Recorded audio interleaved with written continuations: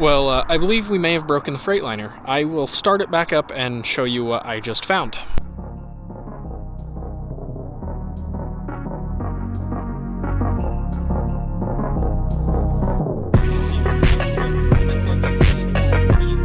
So, in my last video that I made, I had mentioned that I wanted to do a more in-depth kind of video on everything I've done to my freightliner since I bought it. So we're gonna go ahead and do that. So we'll start off inside here. It's messy right now because I've got tires scattered through here that this is all stuff for the next couple days. But when I originally bought this van, there were shelves on both sides.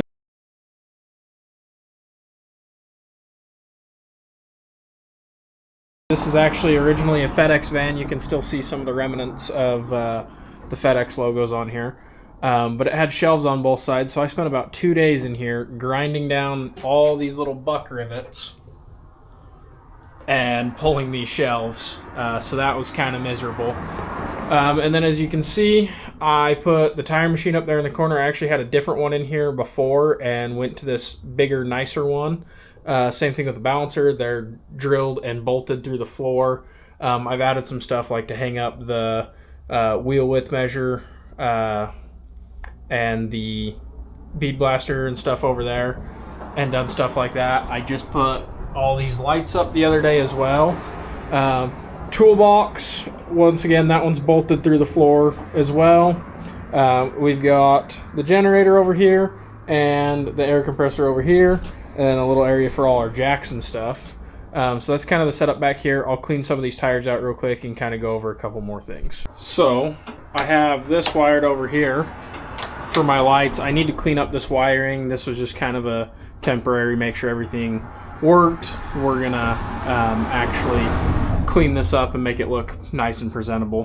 One of the things I also did in here is I added a trash can. This one, as you can see, came from a Sinclair. This was legally acquired, so don't worry, this was not stolen. On this side, I cut the top and repurposed this to be used as my catalog holder for the tires and wheel brands and stuff that I sell, so I have catalogs there. And on this side, cut to hold like my semi bars, broom, stuff like that on that side, so it's been repurposed. Where the windshield washer stuff and paper towels used to go is now being used for something else. So repurposed that, still being used as a trash can. And then, like I said, you can see this bolted through the floor over here. And it's kind of messy right now. I have a dog bed in here because I bring my dog to work with me quite a bit. This is all going to get cleaned up, so that's going to come off, get painted, and we're going to do like a cool pinstripe design on it possibly, and do a bunch of work in here to make it nicer and just cooler. When we're going, to shows and stuff, we can open it up in here and show people the inside of it and just have it be, I want it to be different. I want it to be unique. One thing I do get asked about a lot is what these are right here, because if you come around to the outside, there are exhaust ports on the outside of the truck. And these are just exhausts that I drilled through on both sides. That way, when I'm in here and I have my air compressor and my generator running, I'm not huffing in exhaust fumes, and I can breathe in there. So like I said, I've got one poking out each side of the truck. So that's probably the number one thing I get asked is what those exhausts are for, why the exhaust is up there. On the outside, the wheels are a little dirty right now, but these originally used to be white.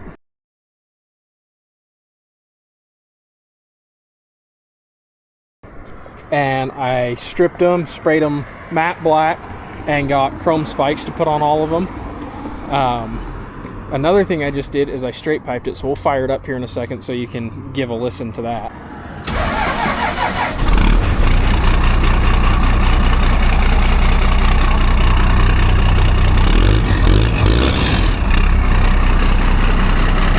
Well, I believe we may have broken the freightliner. I will start it back up and show you what I just found. So if we come up underneath here, we see a nice little leak.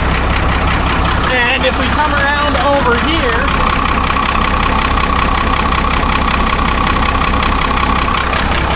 I don't know how well you can tell in that, but it is pissing fuel out of the injection pump. So looks like we are going to be ordering a new injection pump here shortly.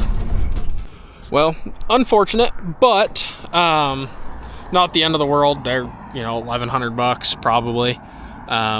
We'll get one of those ordered. Anyway, let's get back to everything I've done to this. So one of the first things I did, I got these new LED headlights. The old ones were terrible. We got these from Parts-Am. They actually sent them to me as like a TikTok collaboration thing. It had no front bumper on it when I first bought it. So we actually fabbed this. This is a 389 Peterbilt front bumper onto it. And I got this plate actually to cover some holes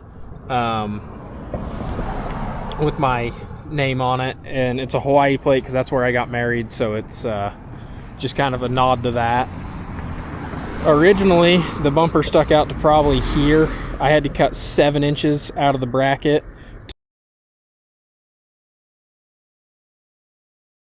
to suck it up flush. So we cut and refabbed the brackets so this bumper would work on here, and I actually really like the way this bumper looks on this truck. So the headlights and the bumper were done about the same time. I'll put a picture of what the front end originally looked like before we did the bumper and the headlights, so you can see just how much of a difference this actually made. But as far as everything on this truck goes, it was mostly just the inside back here that got completely torn out and built the tire shop portion in the back of this. And it's been really convenient. I used to have everything in the back of my gooseneck, which I'll see if I can find a picture or video of that setup.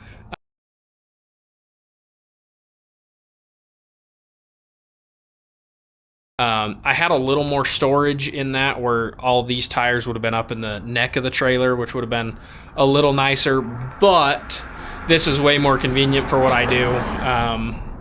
And I actually have storage and stuff for these tires. I just been too lazy to go over there, take them over there. So as far as convenience goes, this is 1,000 times more convenient than my trailer, because I was sick and tired of hooking up to it and unhooking and hooking up and unhooking and hooking up. So it just got kind of tiring doing that. But now that we have this truck, it's been a game changer. And unfortunately, it looks like we're going to have to replace that pump before we go anywhere, because it still runs and drives, but leaks a lot of fuel. So that's going to be something that we're going to need to fix here soon. And I think rather than just going back to stock, we're going to upgrade it a little bit and have this thing make a little more power. Because one thing I forgot to show you, I'll show you what the power plant in this is. So if we come up here in the cab, mind you, more tires that I have for a customer. If we open up this right here, we will see an old 12-valve Cummins in there. So that is the power plant, and behind it is a 5-speed manual Eaton Fuller transmission. The power plant in this is one of the main reasons I actually bought it, because of how reliable the 12 valves are. The only thing I wish is that it would have been a P pump rather than the VE pump, but for the deal I got on this truck, I can't complain too much. I got a really good deal on it, and it's been dynamite. I've had it probably 4 or 5 months now, and put probably a couple thousand miles on it doing jobs. It's been great on fuel mileage. It's been great on just reliability. This is the first problem I've actually had with it, is this injection pump. So that's something we'll get replaced and get back to working. But that is just about everything that has been done on this since I bought it. I might have missed a few things, but no, this has been an amazing truck. I like it because it's more roomy. I can work in it a lot easier than, say, like a transit van, and way just more convenient than my gooseneck. So by far one of my favorite purchases. We're going to get logos on it here soon as well. And yeah, other than that, that's about everything that's been done to it.